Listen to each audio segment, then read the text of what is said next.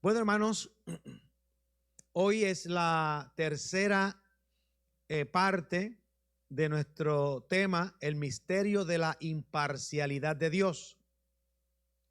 Ya hemos comenzado a hablar acerca de este tema en un par de ocasiones y vamos a continuar porque es un tema de suma importancia, yo pienso, en lo que se refiere a el cómo nosotros vivimos delante de la presencia de Dios y cómo Dios funciona acá en el mundo con nosotros. Y una de las cosas que vamos a compartir en esta mañana es que la imparcialidad de Dios ocurre o toma lugar en un contexto específico, el cómo Dios nos crea y las expectaciones que Dios tiene para con nosotros y el cómo nosotros debemos de vivir nuestras vidas. Así que vamos a ver si puedo llegar allá, pero comenzamos leyendo unas porciones bíblicas que se encuentran en 3 lugares diferentes.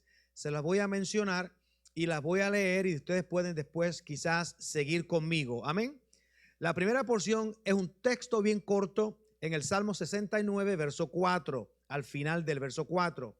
Y es una pregunta que hace David en su conversación con Dios. Y la pregunta es, ¿y he de pagar lo que no robé? Luego, en Jeremías 31, versos 29 y 30, dice estas palabras. En aquellos días no dirán más, los padres comieron las uvas agrias y los dientes de los hijos tienen la dentera, sino que cada cual morirá por su propia maldad. Los dientes de todo hombre que comiere las uvas agrias tendrán dentera. En Ezequiel 18, del 1 al 4, dice estas palabras. Vino a mí palabra de Jehová diciendo, ¿qué pensáis vosotros, los que usáis este refrán sobre la tierra de Israel, que dice, los padres comieron las uvas agrias y los dientes de los hijos tienen la dentera? Vivo yo, dice Jehová el Señor, que nunca más tendréis por qué usar este refrán en Israel. He aquí que todas las almas son mías, como el alma del Padre, así el alma del Hijo es mía. El alma que pecare, esa morirá. Oramos. Te damos gracias, Señor, por esta palabra y pedimos que tú nos bendigas en esta mañana. Que podamos, Señor, entender tu propósito, tu dirección y tus bendiciones para con nosotros y que podamos compartir tu palabra con otras personas, pero que también la hagamos real a nuestras propias vidas. En el nombre de Jesús. Amén. Bueno, ustedes leen esos pasajes y los pasajes inmediatamente nos traen a la memoria de que cada uno es responsable por sus acciones. Cada uno tiene que pagar por sus acciones. Cada uno tiene que dar cuenta por sus propias acciones. Y esto es de extremada importancia en cómo nosotros vemos la acción de Dios en nuestras vidas. Porque en el día de hoy se habla mucho de algo en las noticias, en las protestas que hay en Seattle, Portland, New York, Minnesota y Chicago, de que estamos hablando de justicia social o de justicia racial. Ninguno de esos conceptos aparece en este lugar. Justicia social, justicia racial o justicia colectiva no es justicia que proviene de Dios, sino que cada persona es responsable por sus propias vidas. Cada persona es responsable por sus propias acciones. Esa es la voz de Dios. Cada persona da cuentas a Dios directamente y Dios no espera que yo dé cuenta por usted y que usted dé cuenta por mí. Dios no espera que si yo cometí un pecado, usted pague por ese pecado. Y Él no espera que si usted cometió pecado, yo pague por ese pecado. Y Él no espera que si usted cometió un pecado, yo me arrepienta por el pecado suyo. Y Él no espera que si yo cometo un pecado, usted se arrepienta por el pecado mío. Porque no hay forma que yo me pueda arrepentir de algo que yo no he hecho. Y esto es una parte bien importante porque yo creo que en estos días se está distorsionando la palabra de Dios con el propósito de alcanzar unas metas que están ajenas al carácter de Dios. Y por eso queremos hablar de la imparcialidad de Dios. Así que en esta mañana, en adición a algo más que vamos a decir con estos textos, yo quiero dar un comentario acerca de un pasaje que todos nosotros conocemos muy bien, que son los 10 mandamientos. Cuando nosotros leemos los 10 mandamientos, estamos viendo ahí algo del carácter de Dios y algo del carácter humano. Cuando leemos la Biblia, yo les he dicho en muchas ocasiones, tenemos que leerla a 2 niveles o quizás a 3 niveles, porque Dios se revela en una forma espiritual utilizando narraciones, utilizando historias, utilizando profecía, poesía y algunas veces sueños y otras diferentes revelaciones para revelar algo profundo de Él, pero también algo profundo de nosotros. Así que cuando nosotros leemos las Escrituras, tenemos que leerla por lo menos desde la perspectiva de qué nos dice de Dios y qué nos dice de la condición humana. Son 2 perspectivas que siempre debemos tener en mente cuando leemos las Escrituras. La perspectiva de Dios procede del carácter de Dios.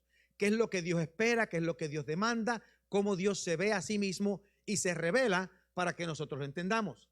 Desde la perspectiva humana se revela el cómo Dios nos crea, el propósito por el cual nos crea y el cómo nosotros debemos comportarnos o conducirnos para tener una relación de intimidad con Dios, que es la fuente de nuestras vidas.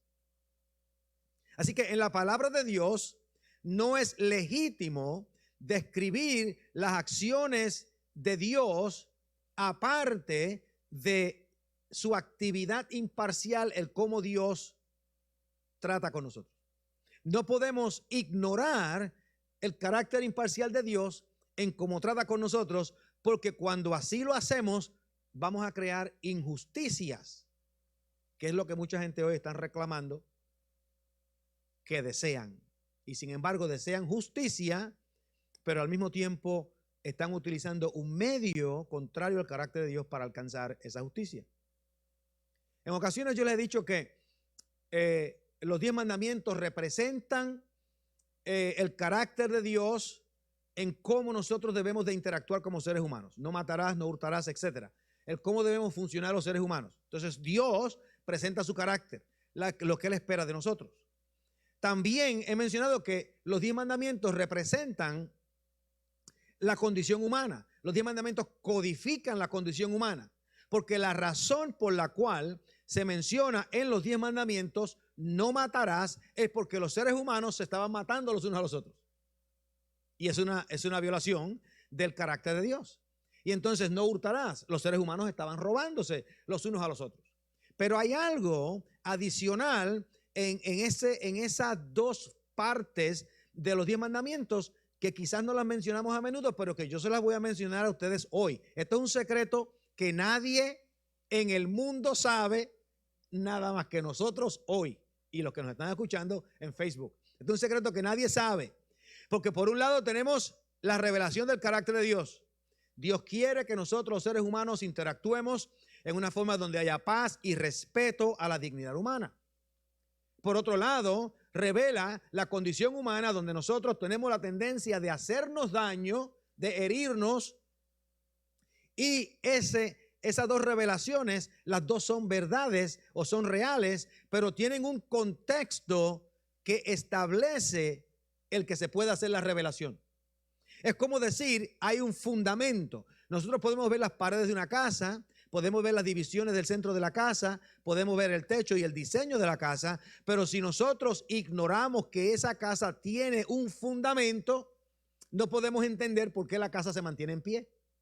Tenemos que saber entender el fundamento. Así que yo le voy a decir un secreto a ustedes, para que lo pongan por ahí, lo guarden, un secreto bien profundo. Para algunos de ustedes quizás no sea tan profundo, pero yo digo que es profundo.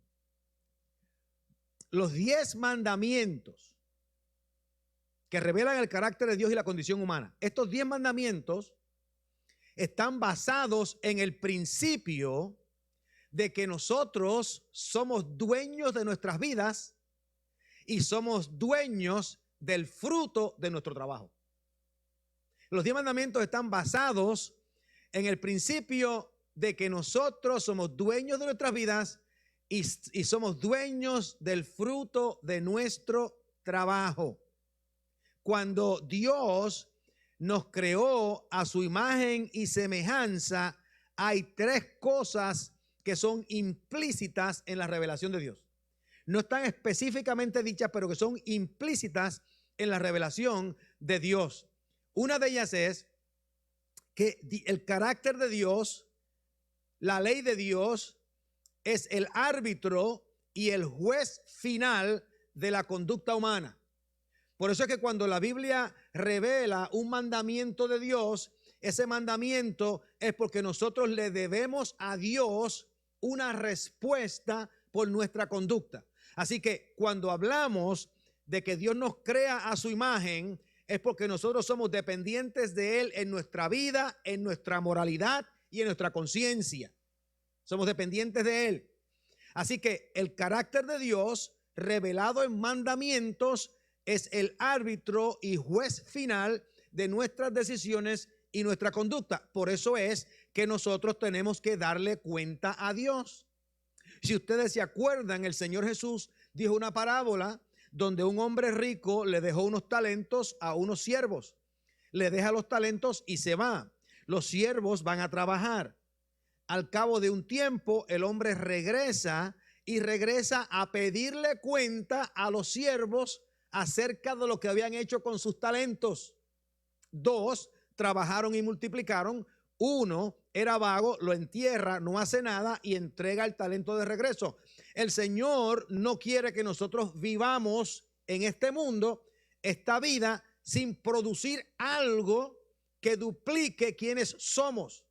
En otras palabras, Dios quiere que nosotros vivamos de tal manera que seamos de beneficio, no solamente a nosotros mismos, sino a otras personas. Porque el hombre que tenía 5 talentos y lo duplica a 10, ese hombre tiene una bendición para él mismo porque él va a vivir más cómodamente financieramente, pero va a ser de bendición a mucha gente empleando a otros para trabajar. Y el Señor le dijo, yo sé que tú ahora tienes 10 talentos porque los duplicaste, pero tú no eres dueño de ti. Esos talentos me pertenecen a mí, tú me das cuenta a mí. Y nosotros tenemos que darle cuenta al Señor. Así que el carácter de Dios es el árbitro y juez final de mis decisiones y mi conducta. Yo no puedo escapar el hecho de que fui creado y que fui establecido en una tierra temporera temporal, en un ciclo cerrado donde no puedo escaparme, y que Dios, que vive fuera de este ciclo, está esperando una respuesta de mí. Yo le debo a Dios una respuesta de mi vida. Pero hay otra cosa que está envuelta en este proceso que tiene que ver con la imparcialidad de Dios, de la misma forma que Dios es el árbitro final de mis decisiones y mi conducta. Y es que mi vida es mi vida. Porque es bien interesante que yo le debo cuentas a Dios, pero si ustedes se dan cuenta, en los 3 hombres que reciben los talentos, 2 trabajaron y 1 no. Y Dios lo dejó que no trabajara. O sea, el hombre tuvo la libertad de no hacer nada. Y nosotros tenemos la libertad de no hacer nada, pero si no hacemos nada, como quiera, tenemos que darle cuenta a Dios. Y van a haber consecuencias cuando le damos cuentas a Dios. Así que mi vida es mi vida y otra gente, otras personas no tienen derecho a mi vida. No tienen derecho a mi vida. Una persona no tiene derecho a demandar que yo les sirva. No tienen derecho a demandar que yo me convierta en sus esclavos. No tienen derecho a demandar que yo debo de visitarlos a la casa. Nosotros lo hacemos porque establecemos relaciones, nos conectamos, oramos juntos, queremos crecer, somos miembros del cuerpo de Cristo, nos damos cuenta que si oramos juntos y que vivimos juntos somos más fuertes y que dentro de la comunión y la confraternización de la iglesia nosotros podemos vivir mejor para el Señor. Pero yo le digo a las parejas, uno de los problemas que las parejas a veces tienen en no tener buenos matrimonios es el que ellos no saben celebrar sus relaciones. Ellos asumen que mi esposa o mi esposo me pertenece a mí y a él o a ella no le queda más remedio que el estar conmigo y servirme a mí. Y no nos damos cuenta que esa persona se casó con usted voluntariamente. Es una decisión que la persona tiene. Usted no es dueño de esa persona. Esa persona es dueño suyo. Tenemos que aprender a celebrar el que esta otra persona decidió vivir conmigo. Esta otra persona decidió vivir conmigo. Qué bendición que no tengo que pasar la vida solo, porque esta persona decidió vivir conmigo. Yo tomo la decisión de vivir con esta persona. No tengo que vivir mi vida solo. Y nos damos cuenta que la vida mía es mía y de esa manera nadie tiene derecho a mi vida. Ahora, esto se une en otra forma. Otra parte que quiero mencionar acerca de este contexto. Y es que ya que mi vida me pertenece a mí y Dios es el árbitro de mi conducta y yo soy libre de actuar de acuerdo a como yo quiera, con todo y con eso debo de saber que soy responsable para dar cuentas a Dios, porque yo soy responsable por mi conducta, por mis acciones, por mis decisiones y no puedo escapar enfrentarme al juez justo un día. Dios lo va a llamar a usted y a mí y Él va a ser imparcial. Y Él nos va a llamar y va a decir, okay, dame un recuento, enséñame ahí tu PowerPoint presentation de cómo fue que tú viviste. Enséñame y demuéstrame cómo tú viviste y el Señor va a hacer una evaluación.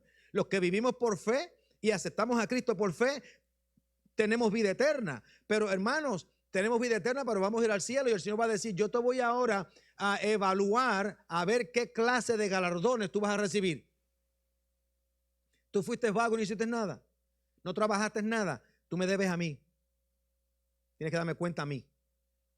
Y a veces el mundo vive como si nosotros fuésemos independientes de Dios y no nos damos cuenta que este Dios imparcial, cuando lleguemos al cielo, no va a decir, bueno, yo sé que tú eres buena gente y tú eras primo de mi primo. Por lo tanto, yo te voy a dar unas ventajas que otras personas no tenían. Nada. Así no es como funciona Dios. Dios no funciona así. Nosotros somos los que somos, vivimos como vivimos como queremos. Dios nos va a dejar que vivamos como querramos, pero al fin de los días nos va a llamar y va a decir, ¿qué hiciste con el talento que yo te di? ¿Qué hiciste? ¿Qué produjiste con tu vida? ¿A quién bendeciste? Yo no quise bendecir a nadie porque es que la gente son malos y se aprovechan de uno y abusan de la bondad de uno y no quería arriesgarme y el Señor le va a decir, ese riesgo era lo que yo quería que tú hicieras para ti y para otros, para que bendijeras a otros y a través de esa bendición te bendijeras a ti mismo. Así que por lo tanto déjame quitarte tu talentito y se lo voy a dar aquí al pastor Scott que tiene 10 para que él viva mejor. Y es importante, esto es crítico. Yo quiero que ustedes me sigan porque esto es bien importante. Es crítico que entendamos que aunque nosotros fuimos creados con libre albedrío, fuimos creados a la imagen de Dios y por lo tanto tenemos una necesidad de vida que proviene de Dios. Tenemos libre albedrío para vivir dentro del ámbito donde vivimos, pero Dios es el que nos da la vida.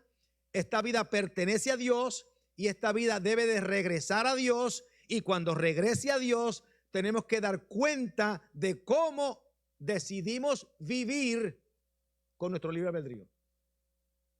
Esto es una cuestión complicadísima. Yo no sé si ustedes me están entendiendo. Yo espero que sí me entiendan. Porque estamos tratando de presentar una situación acá donde nosotros no podemos vivir independientemente de Dios y al mismo tiempo tenemos la libertad de vivir independientemente de Dios. ¿Ven lo que sucede? No podemos vivir sin Dios, pero podemos tomar decisiones y vivir aquí en esta tierra sin consultar a Dios.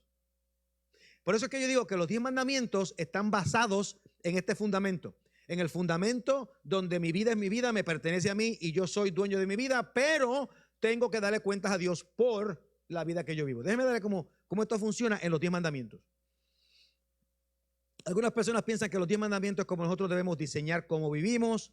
Otras personas piensan que los 10 mandamientos no valen nada para hoy. Yo pienso que los 10 mandamientos son una guía excelente de cómo Dios revela su carácter, cómo revela la condición humana y cómo nos hace responsable a nuestra vida a Dios. Los mandamientos yo los divido en 3 grupos. El primer grupo de mandamientos son el grupo relacionado con Dios. El grupo relacionado con Dios. El primer mandamiento dice, no tendrás dioses ajenos delante de mí. No tendrás dioses ajenos delante de mí. El segundo mandamiento dice, no solamente no tendrás otros dioses, sino que dice En adición a eso, no te harás imagen ni ninguna semejanza de lo que está arriba en el cielo, ni abajo en la tierra, ni en las aguas debajo de la tierra. Y el tercero dice, no tomarás el nombre de Jehová tu Dios en vano. El primero habla de aceptar en nuestros corazones otros dioses. El segundo habla de no adorar a otros dioses teniendo muñecos en nuestras casas. Y el tercero habla de que nosotros no debemos hablar en contra de Dios blasfemando su nombre. Hay tres acciones. La acción de adorar, la acción de establecer un Dios, la acción de adorar otro Dios y la acción de hablar mal en contra de Dios. Pero fíjense lo que sucede. ¿Por qué son necesarios esos mandamientos acerca del carácter de Dios? Son necesarios porque la tendencia humana es a tener otros dioses, a crear imágenes de otros dioses y a blasfemar a Dios. Por lo tanto, el mandamiento no es dado para prevenir el que las personas vivan como quieran vivir. El mandamiento es dado para dejarnos saber que si vivimos de una forma contraria al carácter de Dios, van a haber consecuencias. ¿Ve la situación? Así que el Dios en su forma imparcial nos va a decir, ustedes van a vivir como quieren. Ustedes van a tener ídolos. Van a hacer muñecos en sus casas y los van a adorar. Ustedes van a blasfemar mi nombre. Yo les digo que no lo hagan porque estas son las consecuencias. No tendrá Dios ajeno delante de mí. No te harás imagen de ninguna semejanza de cosa que esté arriba en el cielo, ni abajo en la tierra, ni en las aguas debajo de la tierra. No te inclinarás a ellas y las honrarás, porque yo soy Jehová tu Dios, fuerte, celoso, que visito la maldad de los padres sobre los hijos hasta la tercera y cuarta generación. Pero a los que me aman, le doy bendición hasta 1000 generaciones. Entonces aquí tenemos la consecuencia. El Señor va a decir, ustedes pueden vivir como quieran y algunos de ustedes van a tener dioses. Y el pueblo de Israel tenía dioses. El pueblo de Israel tenía imágenes en sus casas. El pueblo de Israel blasfemaba en contra de Dios. Y Dios le dice, no lo hagan porque hay consecuencias y yo los voy a llamar a ustedes a cuenta. Los mandamientos son dados no porque la gente no los va a hacer. Los mandamientos son dados porque Dios reconoce que la gente lo va a hacer. Y entonces Dios les dice, pero vas a ser juzgado porque yo tengo la autoridad para llamarte a cuentas. Si nosotros no podemos escapar del juicio de Dios. La razón que nosotros no podemos escapar del juicio de Dios es que un día, no importa cuán saludables estemos, no importa cuántos años vivamos, vamos a pasar de este mundo al mundo eterno. Y hermano, cuando abramos los ojos en el mundo eterno, ¿con quién nos vamos a encontrar? Con Dios. Eso no lo podemos evitar. No hay ningún ser humano que pueda decir, yo voy a resistir pasar de este mundo al mundo eterno. Todavía yo no conozco ningún ser humano que haya sobrevivido hasta el día de hoy, desde el tiempo de Adán. Todos pasamos por la muerte porque todos tenemos que cruzar al otro lado donde nos vamos a encontrar con Dios. Esa es la primera parte. Así que la prohibición, el mandamiento no es para decir que no podemos hacerlo. El mandamiento es para decir que no debemos hacerlo, pero si lo hacemos hay consecuencias. Ese es el mandamiento. Esa es la ley. La ley no dice no se crucen la luz roja. La ley dice no se crucen la luz roja porque si se la cruzan van a haber consecuencias. Y la razón que la ley dice no se cruce la luz roja porque va a haber consecuencias es porque ya ellos saben que mucha gente se han cruzado la luz roja. ¿Entiendes lo que quiero decir? Dios en su imparcialidad nos va a dar la opción y va a permitir que nosotros tomemos nuestras acciones, pero Dios sabe que nosotros violamos su carácter. Voy a pasar por encima del mandamiento número 4, que está relacionado también con Dios y es como el puente entre aquel y el segundo grupo de los mandamientos. El segundo grupo de los mandamientos está relacionado a las interacciones humanas. Relacionado a las interacciones humanas. Mire cómo dicen estos mandamientos. Los voy a leer los cinco rapidito. ¿Dónde está la mayoría de ellos? Dice el versículo 12 de Éxodo capítulo 20. Honra a tu padre y a tu madre para que tus días se alarguen en la tierra que Jehová tu Dios te da. Eso no quiere decir que todo el mundo honra a su padre y a su madre. Eso quiere decir que muchos no honran a su padre y a su madre. Y Dios le estaba diciendo, si no los honras, los días en la tierra no van a ser largos. Y a veces entendemos de que la persona no va a vivir hasta los 100 años. No, no, no. Tus días en la tierra quizás sean 100 años, pero quizás sean 100 años miserables. 100 años que no disfrutas. 100 años con culpabilidad. ¿Cuántas veces hemos tenido hijos o padres que han desahuciado a sus hijos, que los han despedido? No queremos saber más de ti. Después uno de ellos se muere y el hijo queda con una culpabilidad por el resto de su vida. No sabe dónde meterse. Porque no puede arrepentirse. No pudo reconciliarse. Perdí a mi papá y no me reconcilié. Y entonces el Señor dice: honra a tu padre y a tu madre para que tus días se alarguen en la tierra que Jehová tu Dios te da. No es solamente que vamos a vivir muchos años, sino que vamos a vivir años en paz con nuestras familias. El otro mandamiento: no matarás, no cometerás adulterio, no hurtarás, no hablarás contra tu prójimo falso testimonio. Y aquí vamos otra vez a ese sentido de propiedad. Yo soy dueño de mi vida. ¿Por qué el matar es un pecado? Algunos dicen: bueno, porque la Biblia lo dice. Sí, la Biblia lo dice, pero lo dice en un contexto. Lo dice en un contexto. El contexto es que nadie tiene derecho a quitarme a mí mi vida. Ese es el contexto. Dios me creó a mí de forma de que mi vida retorna a Él y ninguna otra persona tiene derecho a quitarme la vida. Un principio básico, fundamental de la Biblia es la propiedad privada. Mi vida es mi vida y tú no tienes derecho a quitármela. No te pertenece a ti. No puedes hacer con ella lo que quieras. La razón que esto es pecado no es porque Dios lo dijo. La razón que es pecado es porque viola el diseño y el propósito de Dios para la vida humana aquí en la tierra. Ese es el pecado. El matar a otra persona viola el diseño de Dios. La persona que toma un arma y mata a otra persona, esa persona que toma un arma y mata a otra persona, está diciendo: yo tengo el derecho como Dios de quitarte la vida a ti. Eso es una violación de la revelación de Dios. La persona que le roba al vecino, que le quita al vecino, si ese vecino no fuese dueño de su propiedad, si esa propiedad fuese una propiedad colectiva, no había robo. Pero hay robo porque la Biblia asume que lo que yo tengo en mi casa me pertenece a mí y no le pertenece a usted. Lo que yo tengo en mi casa es mío. Yo tengo que bregar con Dios en cómo lo voy a distribuir, en cómo voy a ser fiel, en cómo voy a ser generoso. Pero nadie tiene el derecho a venir a mi casa por la fuerza y tomar lo que es mío. De lo contrario, el mandamiento no tuviera sentido. No hurtarás. Si le pertenece a todo el mundo, no es robo. De la única forma que puede ser robo es si me pertenece a mí.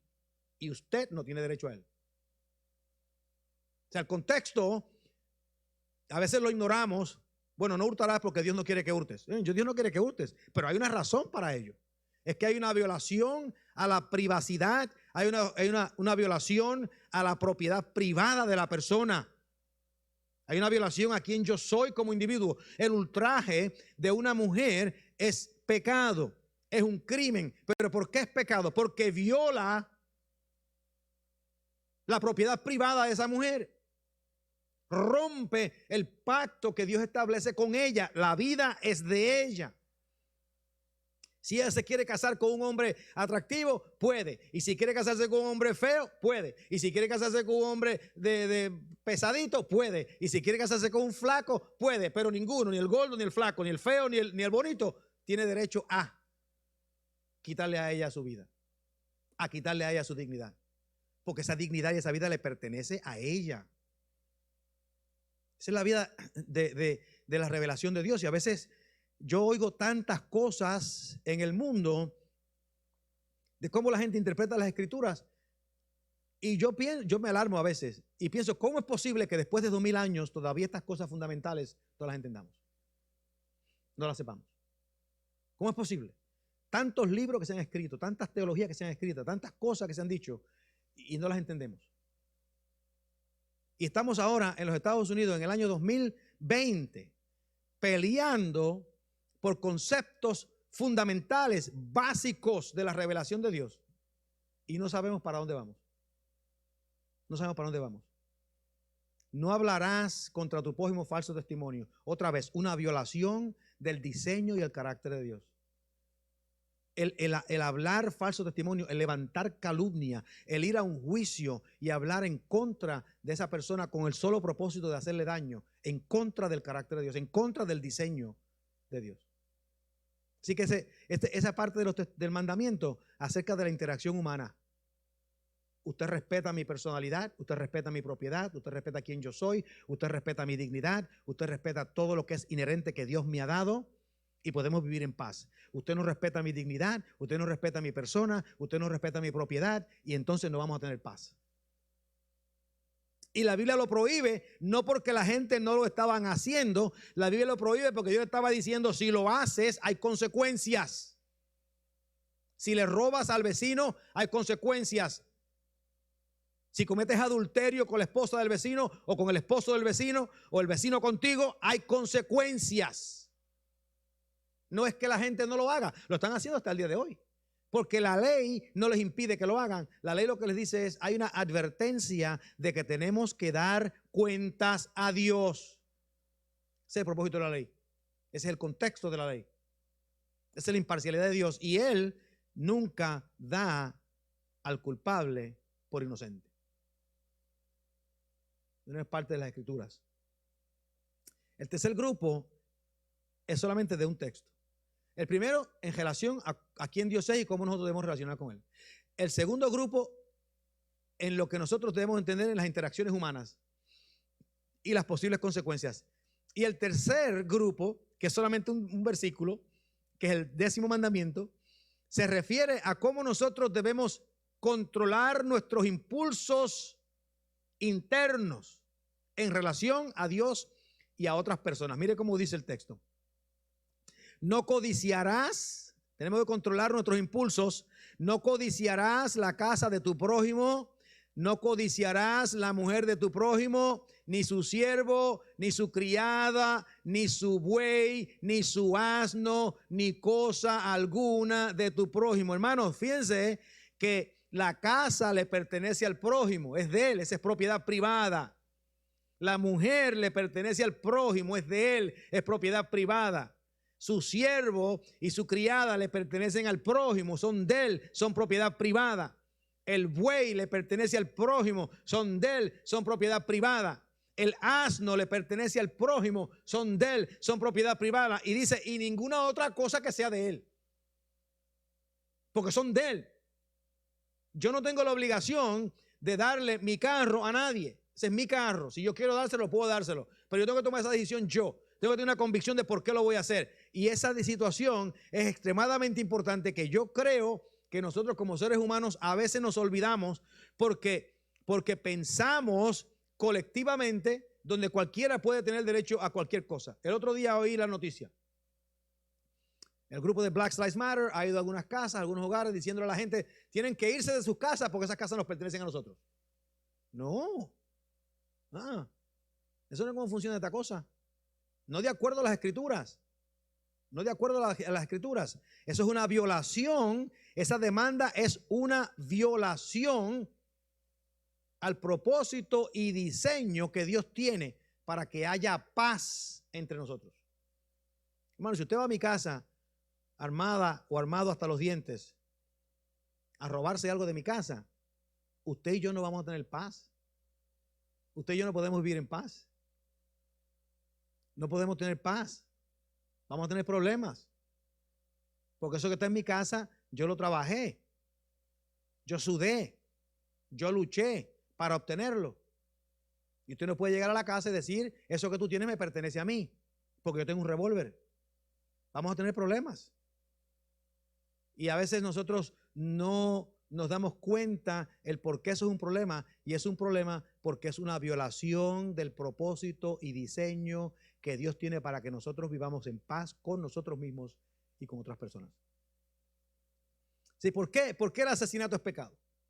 Ya mencionamos. ¿Por qué el asesinato no es pecado porque alguien mata a la otra persona o porque Dios lo dice? El asesinato no es pecado porque Dios dice, yo no quiero que mates a nadie. Eso pudo haber sido una orden arbitraria. El asesinato es pecado porque porque le roba a la otra persona su derecho a propiedad de su vida. Le quita a la otra persona de una forma violenta su derecho de propiedad de vida. El asesinato es pecado porque viola la integridad y la dignidad del carácter de Dios en esa persona. El ultraje es pecado porque viola la integridad y la dignidad de esa persona. El robo es pecado porque viola la integridad y la dignidad de las propiedades de esa persona. Esas propiedades son de ellos. Dios quiere que vivamos libres. Dios quiere que vivamos en paz. Dios quiere que nos conectemos con otras personas. Pero Él quiere que entendamos que aunque somos libres para tomar ciertas decisiones, tenemos que darle cuenta a Él. No podemos escapar el darle cuenta a Dios. No podemos escapar. Por eso es que no podemos reclamarle a alguien que pague por los pecados de otro. Y no podemos reclamarle a alguien que me restaure cuando esa persona no me ha dañado. Porque es algo que tiene que ver con la dignidad individual de cada persona. Nosotros sabemos, por ejemplo, un ejemplo que la Biblia nos da acerca del matrimonio. El adulterio es pecado. Y nosotros decimos, bueno, pero si las personas pueden tomar esas decisiones entre ellos mismos. Pero hay algo interesante en el matrimonio que muchas personas a veces como que no lo entienden. O quizás lo entienden, pero como que no lo saben agarrar bien. Y es que cuando dos personas se casan, ellos se dan título de propiedad el uno al otro. ¿Usted sabía eso? Un hombre se casa con una mujer, la mujer le da a él título de propiedad sobre ella. Y él le da a ella título de propiedad sobre él. Nosotros lo llamamos eso hoy una licencia matrimonial. Usted ha ido a la oficina y busca una licencia matrimonial. Y entonces me lo traen aquí, yo la firmo con los dos nombres de las dos personas. Y cuando yo la firmo, esas dos personas aceptaron que esa licencia matrimonial les da derecho de propiedad a la otra persona. Y ustedes dirán, pero ¿cómo es posible eso? ¿Cómo es posible que mi esposo sea dueño mío? ¿Cómo es posible que yo sea dueña de él? Es bíblico. Se lo voy a leer. Si acaso nunca lo he leído, léalo conmigo. 1 Corintios capítulo 7, versos 3 y 4. Dice, el marido cumpla con la mujer el deber conyugal. Y asimismo la mujer con el marido. La mujer, oigan, la mujer no tiene potestad sobre su propio cuerpo, sino el marido. Ni tampoco tiene el marido potestad sobre su propio cuerpo, sino la mujer.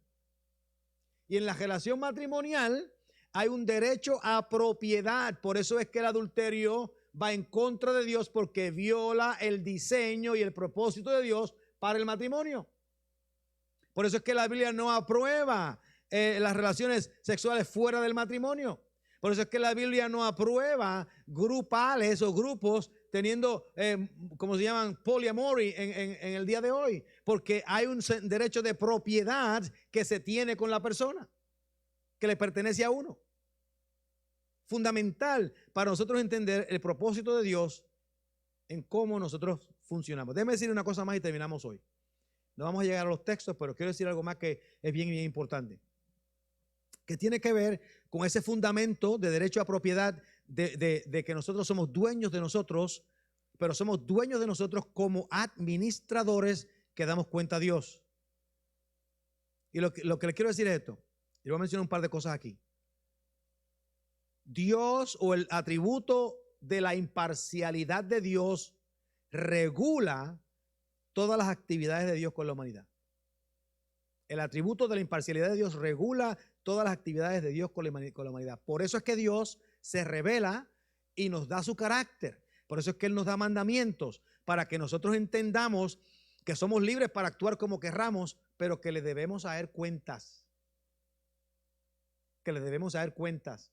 Cuando nos damos cuenta de que le debemos a Él cuenta, cuando entendemos que le debemos a Dios respuesta de cómo vivimos, entonces aprendemos a vivir diferente. Porque vamos a suponer, usted toma un dinero prestado al banco.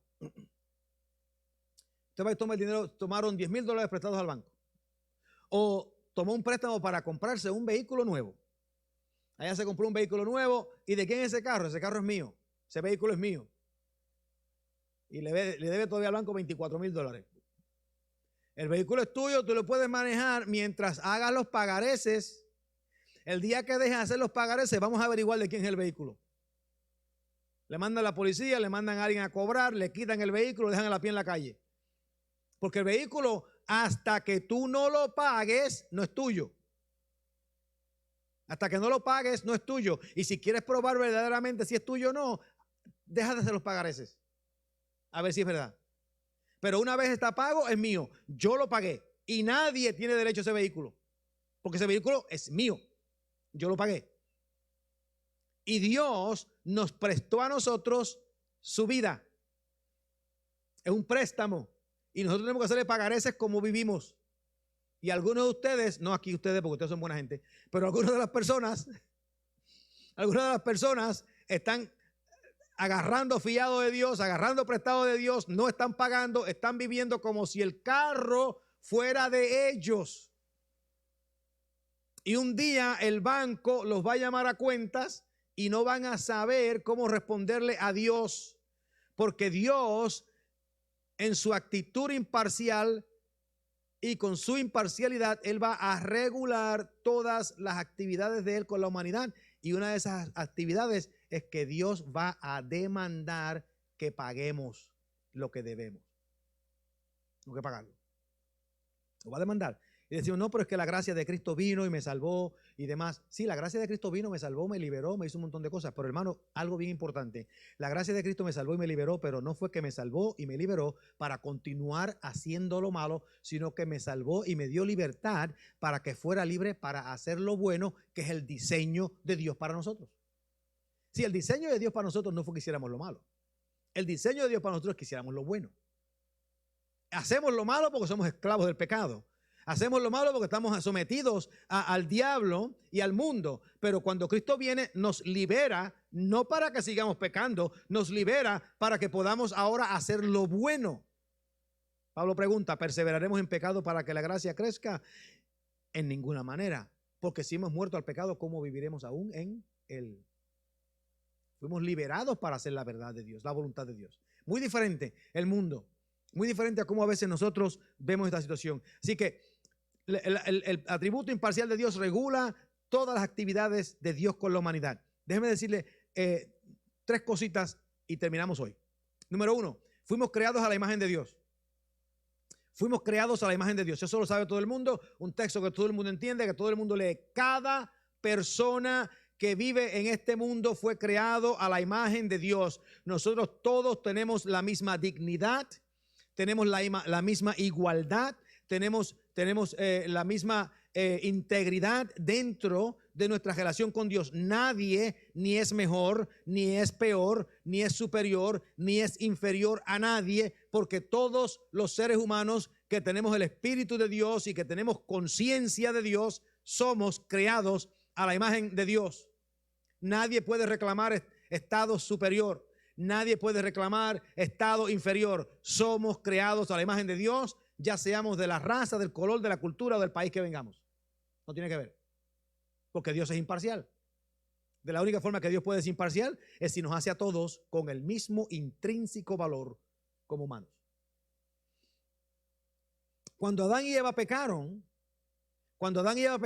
esa naturaleza pecaminosa de Adán y Eva se le pasó a todos los seres humanos. Así que todas aquellas personas que habían sido creados a imagen de Dios, ahora todos son pecadores para que todos necesiten salvación por parte de Dios. Y aquí viene esa parte donde podemos vivir como querramos vivir y Dios nos deja. Todos fuimos creados a imagen de Dios, todos pecamos, pero todos aquellos que escogen, que deciden aceptar el regalo de Dios en Cristo, tenemos vida eterna y los demás no. Y Dios, como es imparcial, permite que las personas o escojan o no escojan, porque Dios es imparcial. Así que la naturaleza humana nos roba a nosotros de la voluntad para hacer el bien, pero cuando recibimos a Cristo, esa voluntad para hacer el bien es restaurada y podemos vivir diferente. Una última cuestión y cerramos. En el día de hoy, Dios le dio su gracia al mundo entero en la persona de Cristo. La gracia de Dios fue total, completa y sin condiciones. Dios le dio la gracia al mundo entero en la persona de Cristo. Esa gracia de Dios es total, completa y sin condiciones. Lo que quiere decir que nadie tiene excusas para no recibir la gracia de Dios que ha sido revelada en la naturaleza y que ha sido revelada en Cristo y ha sido revelada en la predicación del Evangelio, donde se revela en todo el mundo. El mensaje de Dios es que Dios no discrimina, porque Dios no tiene favoritismo, Dios no hace acepción de personas, como dijo Pedro en Hechos 10:34, porque Dios es imparcial. Ese fundamento es necesario entenderlo, ese proceso es necesario entenderlo, porque el mandamiento que se nos dio a la iglesia fue este: pero recibiréis poder cuando haya venido el Espíritu Santo sobre vosotros, y me seréis testigos. Los que hemos aceptado seremos testigos en Jerusalén, en toda Judea, en Samaria y hasta lo último de la tierra, porque en todo lugar hay gente creada a la imagen de Dios que necesitan escuchar la verdad para ser arrancados de las mandíbulas del infierno y trasladados al reino de Cristo. Amén. Gloria a Dios. Termino la semana que viene. Oramos. Te damos gracias, Señor, por esta bendición, por esta oportunidad de estar contigo reunidos. Bendice a cada hermano en el día de hoy. Bendice a cada persona en este lugar. Señor, enséñanos a entender que somos libres y que nuestras vidas nos pertenecen. Y enséñanos a entender que las vidas de los demás le pertenecen a ellos, a respetar su dignidad, su propósito, su visión. Y Señor, sabemos que podemos vivir como querramos, pero también sabemos que hay consecuencias y que te debemos a ti una respuesta. Enséñanos a vivir honorablemente para que honremos tu nombre y tengamos, Señor, victoria en todas nuestras actividades. En el nombre de Jesús te damos gracias.